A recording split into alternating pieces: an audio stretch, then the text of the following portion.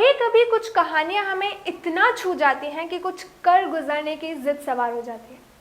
लेकिन यही कहानियां सिर्फ कहानी ना हो बल्कि हो किसी के जीवन का सच, तो असर भी दुगना होता है। और ऐसी ही एक रियल लाइफ स्टोरी से आपको रूबरू कराने मैं वैशाली स्वागत करती हूँ आपका 7 आई न्यूज़ में। ये कहानी है शिरीन की, मुंबई की एक ऑटो रिक्शा ड्राइवर। सुनकर थोड़ा सोच में पड़ गए होंगे, है ना? इस पुरुष प्रधान क्षेत्र में कैसे एक महिला एडजस्ट करती होगी। ये महिला साधारण नहीं है, ये है बहुत ही खास, और जितनी खास ये है इनकी कहानी भी उतनी ही खास है। मुंबई की लेडी ऑटो रिक्शा ड्राइवर जिनके जीवन का सफ़र ह्यूमंस ऑफ बॉम्बे नाम के एक फेसबुक पेज ने शेयर किया है। एक सफ़र जो शिरीन के लिए बेहद चैलेंजिंग था।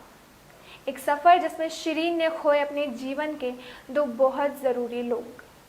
एक सफ़र जिसमें शिरीन को मिली एक नाकामयाब शादी। बावजूद इन सब के उन्होंने खुद को खड़ा किया और बनी औरों के लिए मिसाल। आइए सुनते हैं शिरीन की कहानी उन्हीं की ज़ुबानी ह्यूमंस ऑफ बॉम्बे के इस पेज के ज़रिए। मेरा जन्म एक रूढ़िवादी और गरीब मुस्लिम परिवार में हुआ। जब मैं 11 साल की हुई तब मेरे माता पिता हर दिन झगड़ने लगे और जल्द ही उनका तलाक हो गया। इसलिए जब मेरी माँ ने पुनर्विवाह करने का फैसला लिया तो ये एक स्कैंडल की तरह था। लेकिन वो उन लोगों में से थी जो अगर कुछ चाहती थी तो निडर होकर करती थी। शादी के कुछ महीने बाद मेरी माँ हमारे भाई के साथ बाहर गई थी। तब हमारे ही समुदाय के कुछ पुरुषों ने उन्हें घेर लिया।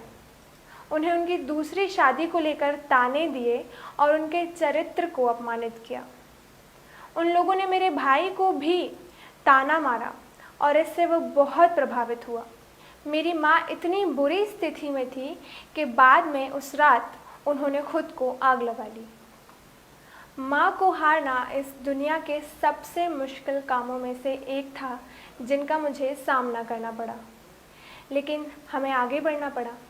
1 साल के भीतर ही मेरे पिता ने मेरी और मेरी बड़ी बहन हम दोनों की शादी कर दी।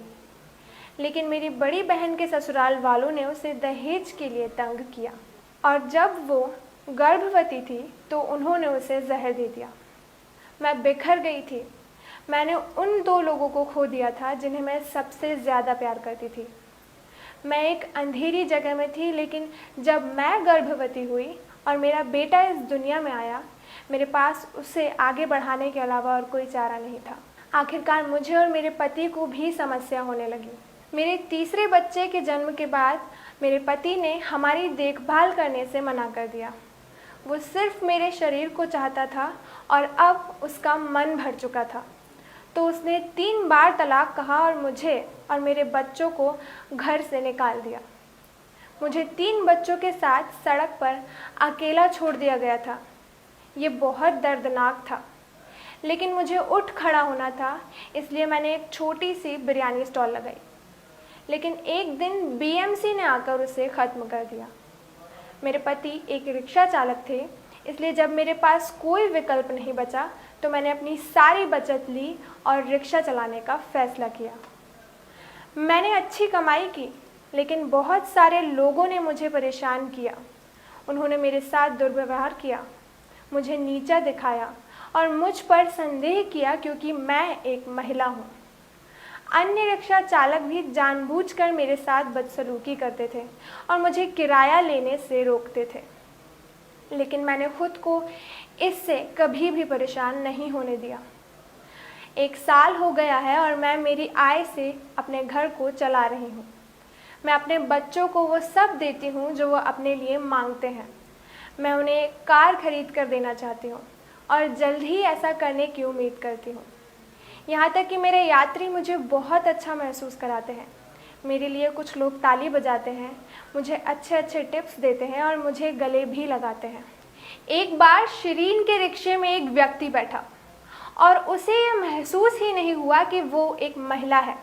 उस व्यक्ति ने शिरीन को भैया कह दिया, लेकिन जब उन्होंने देखा कि रिक्शा चालक एक महिला है तो उन्होंने शिरीन को कहा कि आप एक दबंग महिला हैं। शिरीन का मानना है कि अन्य महिलाओं को भी पता चलना चाहिए कि वो भी कुछ कर सकती है।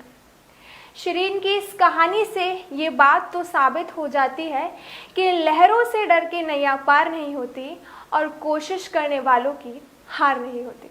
आप बने रहिए 7i न्यूज़ के साथ। धन्यवाद।